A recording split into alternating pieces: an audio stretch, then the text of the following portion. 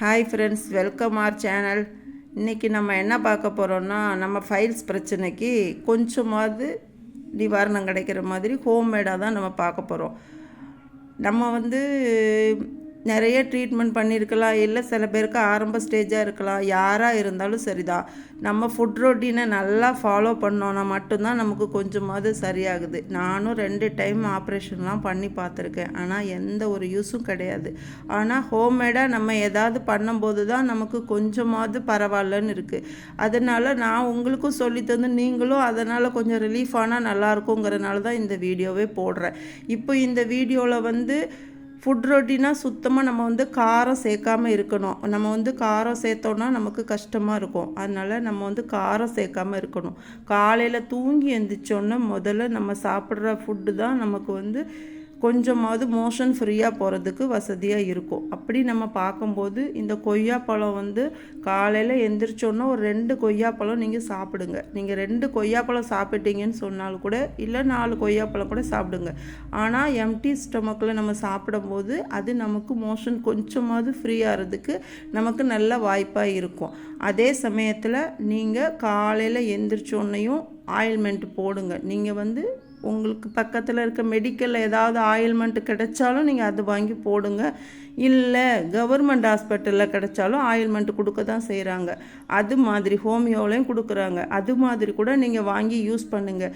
ஏன்னா ஆசன வாயில் வெடிப்பு, அதிலிருந்து ரத்தம் வர்ற மாதிரி இருந்து நமக்கு கீழே நம்ம உட்காரும் போதே நமக்கு ரத்தம் வர்ற மாதிரியே இருந்துக்கிட்டே இருக்குது. நமக்கு வெளியில் யாருக்கிட்டே நமக்கு சொல்ல முடியல அப்படின்னு சொன்னால், நான் ஃபஸ்ட்டெல்லாம் அப்படி தான் இருந்தேன். 10 வருஷம் ஆயிடுச்சு. நானும் அதில் ரொம்ப கஷ்டப்பட்டு தான் செஞ்சுருக்கேன். அது வலி தாங்கவே முடியாது. ஆனால் அந்த வலிக்கு நம்ம கொஞ்சம் கொஞ்சமாக நம்மளால் முடிஞ்ச அளவுக்கு நம்ம சாப்பாடை நம்ம எப்படியெல்லாம் சாப்பிட்றோங்கிறத வச்சு நமக்கு கொஞ்சம் ரிலீஃப் கிடைக்கும். அதுபோல் நீங்களும் அது மாதிரி காலையில் எந்திரிச்ச உடனே ஆயில்மெண்ட் போடுங்க. தண்ணி குடிங்க, நல்லா தண்ணி குடிங்க. நீங்கள் இந்த கொய்யாப்பழம் 2 சாப்பிடுங்க. சாப்பிட்டு நைட்டு படுக்க போகும்போது துத்தி இலையை எடுத்து அது ஒரு பொடி எடுத்துக்கோங்க. அதை எடுத்து ஒரு கிளாஸில் 1 ஸ்பூன் போடுங்க. கொஞ்சம் நேரம் மிக்ஸ் பண்ணிட்டே இருங்க. நல்லா வலுவலுன்னு வந்துடும். நல்லா சுடு தண்ணி ஊற்றுங்க. நல்லா வலுவலுன்னு வந்துடும். அதை எடுத்து நைட்டு படுக்கும்போது குடிச்சிட்டு படுங்க. உங்களுக்கு பட்ட கஷ்டத்துலேருந்து கொஞ்சம் மாற்றம் கிடைக்கும்.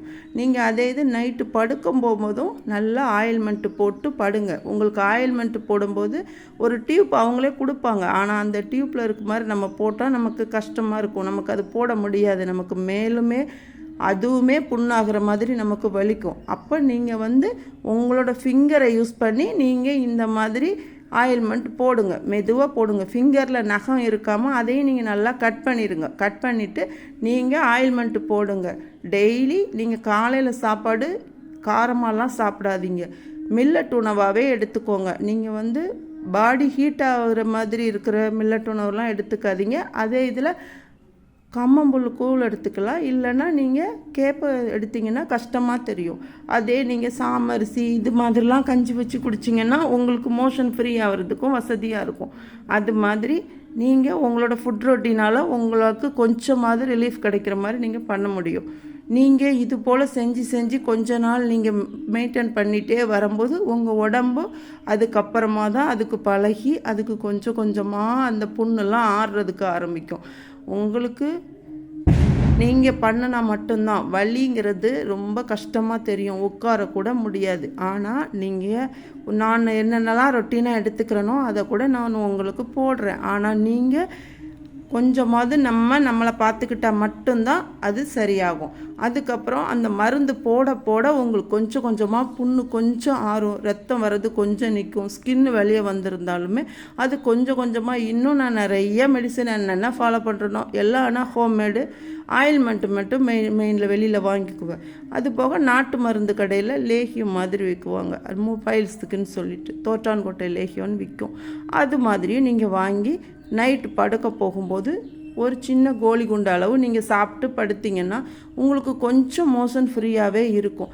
இன்னும் அதே நம்ம நாட்டு மருந்து கடையிலையாக இருந்தாலும் மோஷன் ஃப்ரீயாக போகிறதுக்குன்னு சொல்லி 2 சின்ன டேப்லெட் இருக்கும். உங்களுக்கு ரொம்ப ஹெவியாக கஷ்டமாக இருந்தால் அதில் ஒன்று போடுங்க.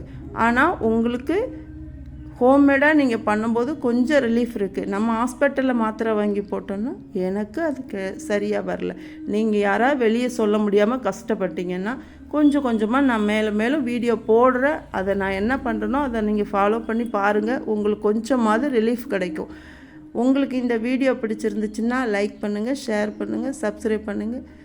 பக்கத்தில் இருக்க பெல் ஐக்கானை கிளிக் பண்ணுங்கள். தேங்க்யூ.